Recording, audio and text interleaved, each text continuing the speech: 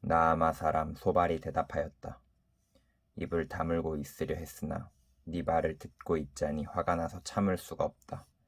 네가 하는 말을 듣고 있자니 모두 나를 모욕하는 말이다. 그러나 깨닫게 하는 영이 내게 대답할 말을 일러주었다. 너도 이런 것쯤은 알고 있을 것이다. 이 땅에 사람이 생기기 시작한 그 옛날로부터 악한 자의 승전가는 언제나 잠깐뿐이었으며 경건하지 못한 자의 기쁨도 순간일 뿐이었다.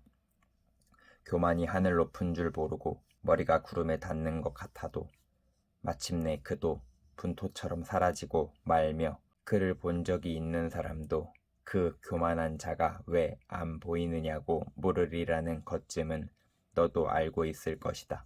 꿈같이 잊혀져 다시는 흔적을 찾을 수 없게 되며 마치 밤에 본 환상처럼 사라질 것이다.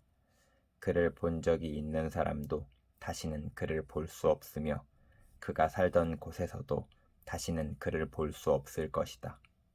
그 자녀들이 가난한 사람에게 용서를 구할 것이며 착취한 재물을 가난한 사람에게 배상하게 될 것이다. 그의 몸에 한때는 젊음이 넘쳤어도 그 젊음은 역시 그와 함께 먼지 속에 눕게 될 것이다.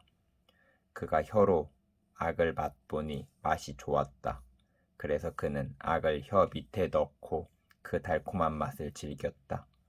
그러나 그것이 뱃속으로 내려가서는 쓴맛으로 변해버렸다. 그것이 그의 몸속에서 독사의 독이 되어버렸다. 그 악한 자는 꿀꺽 삼킨 재물을 다 토해냈다. 하나님은 이렇게 그 재물을 그 악한 자의 입에서 꺼내어서 빼앗긴 사람들에게 되돌려 주신다.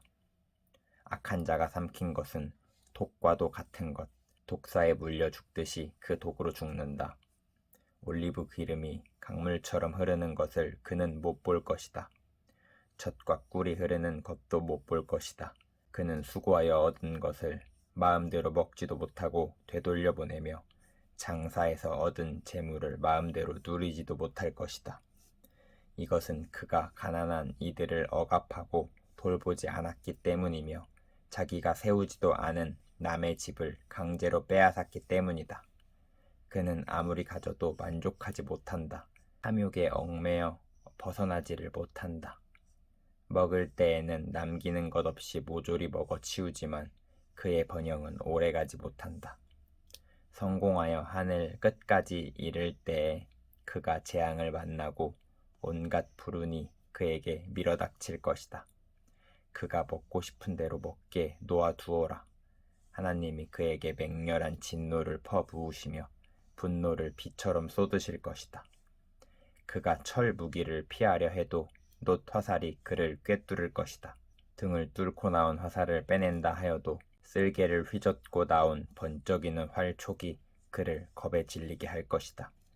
그가 간직한 평생 모은 모든 재산이 삽시간에 없어지고 풀무지를 하지 않아도 저절로 타오르는 불길이 그를 삼킬 것이며 그 불이 집에 남아있는 사람들까지 사를 것이다. 하늘이 그의 죄악을 밝히 드러내며 땅이 그를 고발할 것이다. 하나님이 진노하시는 날에 그 집의 모든 재산이 홍수에 쓸려가듯 다 쓸려갈 것이다.